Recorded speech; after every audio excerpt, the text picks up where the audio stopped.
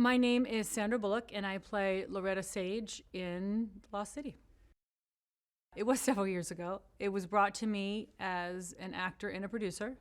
And I think it had been sitting on a shelf for about 7 years. And I'd read it before, a couple years before, and I was like, no, it's not my cup of tea. And then I read it again, and either life had changed and my perceptions had changed, or I was ready to do something like that. And I said, okay, let's do it. And then I called up my friend Liza Chase, and I said, you want to team up? She said, yeah. And then we got to Dana Fox, the brilliant Dana Fox, our writer, and had her delve in with us. Loretta Sage is a writer of many, many romance novels. She's a shut-in. She would prefer to stay home and eat cheese in the safety of her home. Nothing wrong with that, right? And she experienced loss years before and just has found great comfort in her home, in her books, and in her words, and in her brain. She doesn't feel the need to go out and have an adventure because she writes about it. So she experiences it in her imagination, but she doesn't feel the need to physically go out and have adventures until The Lost City is a book that she has written. She's a historical writer, basically, and she just would add some sex to it in order to get it to sell because no one was buying history books. And she found great success that way, but this book she just can't seem to finish. She doesn't have the ending. So she just sort of quickly wraps it up, gets the book out there because she doesn't feel she has any more in her. They bring in the cover model of the book, played by Channing Tatum, to the convention because Loretta, anything that comes out of her mouth will bore people to tears. So they know in order to keep it sexy and fun, they must have the cover model there. And what happens after that is she gets kidnapped. He feels bad. He has to go get her, and they're stuck in the jungle. This was always an action adventure that had romance is the through line and seasoned with a bit of comedy. You know, we kept thinking, why do the films that have romance in them not have the comedy part with the adventure? Like you either have rom-com or you have action adventure. So we got a little ambitious, but we got ambitious because we knew we could pull it off. We knew it would be this funny. Because of the subject matter, you put oil and vinegar together, you're gonna have problems, and hopefully those problems are funny. You have someone who shouldn't be in nature. You have a cover model who is trying to be the hero to get the shut-in author out of the jungle, and neither one of them should be in any atmosphere other than a hermetically sealed building with air conditioning. I had to learn how to navigate in a onesie jumpsuit with a pair of heels in the jungle with no restrooms. For 12-hour days. So what you do is you don't drink water and you pray. That was my training. I did a lot of praying for the end of the day so that I could unzip the onesie and get out of it in the middle of the jungle. Here's the nice thing about Chan is that he's a physical comedian. He's a comic who physically uses his body to convey the joke. I understand that. That's how I operate. And it's so nice to have a partner that you feel, A, as comfortable as I did with Channing. B, we have really good timing. We're different enough that we complement each other, but we're also really helpful to the other one. If someone bats something at you, the other one will. But it's all physical. And, you know, this whole film we were glued at each other's sides. So you have to really like the person and feel safe with them, and I really did, and I hope he felt the same with me, but I just like being in his presence. I like trying to see what physically we could come up with that day in a tight situation, because it's always in a tight, uncomfortable situation. Channing Tatum brings to Dash a gold mine. You know, I mentioned he's a physical comic. He's just so self-deprecating. There's nothing about him that's ego-driven in the role of Dash, which is so important because Dash is such an innocent. He's not a narcissist. Dash is just wide-eyed and sweet, and not many people can play that because there's not many wide-eyed, sweet people, but Channing has such an intuition comedically about Dash and how to play it. It was just so sweet. And then on top of it, he's really handsome, and he's Channing. You know, he's got a six-pack, and I don't. So I'm glad one of us had it, and I'm glad he was willing to take his shirt off and his pants, because I wasn't. So that's what he brings to it. ass and abs. Sorry, is that disrespectful? I think not. The fabulous Daniel Radcliffe plays our villain.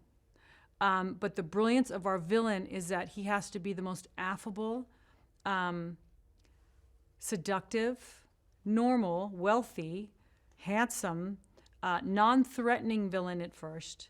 And then you slowly see him unravel. And Daniel has these piercing blue eyes. And they're either the softest, sweetest, most inviting pair of eyes. And then when he starts going nuts, his transformation into Fairfax, the evil part of Fairfax, is very creepy. He's brilliant. He's a brilliant actor who we've seen grow up in front of our eyes. And to me, the most exciting character in this film, I think what I'm excited for audience to experience is the Daniel Radcliffe that he is now, that they will not expect.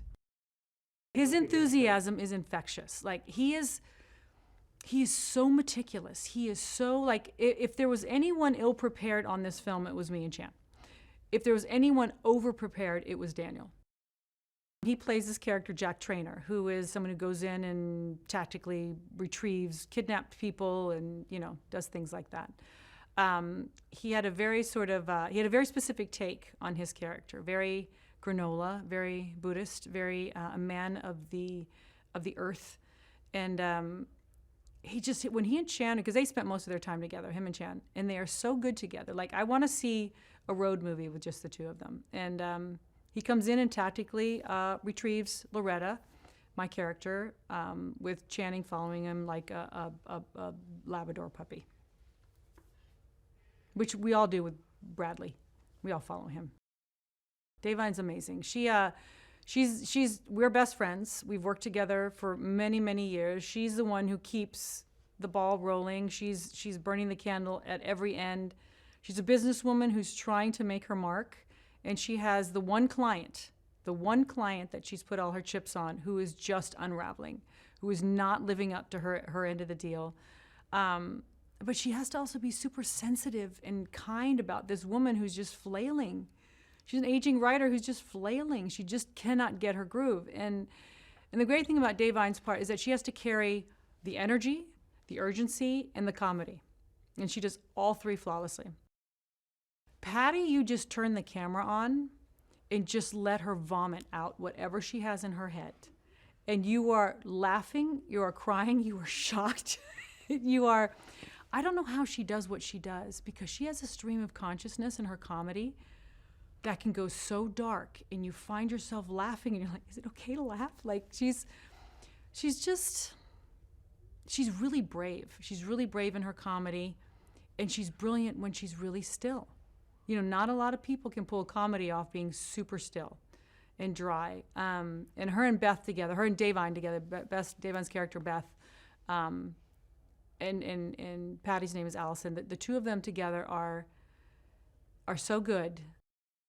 We benefited from this really generous place, not just visually, but environmentally and emotionally. And it was an amazing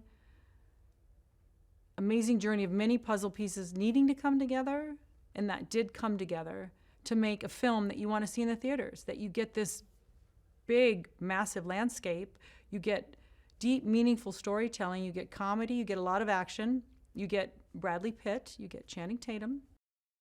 Oscar was the first person I wanted to cast before we had anybody else cast. When we did this, I said, I told the writer, we need to write a part for Oscar. I need to be in his presence again. I didn't have enough to do with him, so we wrote Oscar before we actually hired him. So we wrote the role, realized there was another film coming after them. I was like, wait a minute, we write this for him and we haven't cast him? So he was the first actor on the list of casting. So this jumpsuit, as problematic as it was genius. Because had we been in the jungle and I was wearing something brown or khaki, something that was appropriate for the jungle, we would not visually have the film that we have now. We have a sequined jumpsuit that's in fuchsia, in this gorgeous greenery. You know where we are. There's not 1 second, I don't care how far that helicopter shot gets, you know where we are. We save money on visual effects because you know where we are. I'm like a walking disco ball. It's like the whole world saw me on satellite. The taxing thing was just, it's hot. You're in a jumpsuit. I'm going to be talking about the jumpsuit for the rest of my life, but would I have changed it? Hell no, because it was funny, it was inappropriate. Here was this woman with the stick up her butt who just couldn't get out of her own way. It was so tight and she just couldn't relax, and she was in a jumpsuit that she was forced into at the beginning of the film by her bestie. She said, just wear it for 2 hours. It's on loan. It'll make you sparkly. Somehow it will make her sexier. It didn't. And you just return it and we'll be done. Little did she know she would be kidnapped in the jumpsuit, in a jungle, in the Dominican Republic.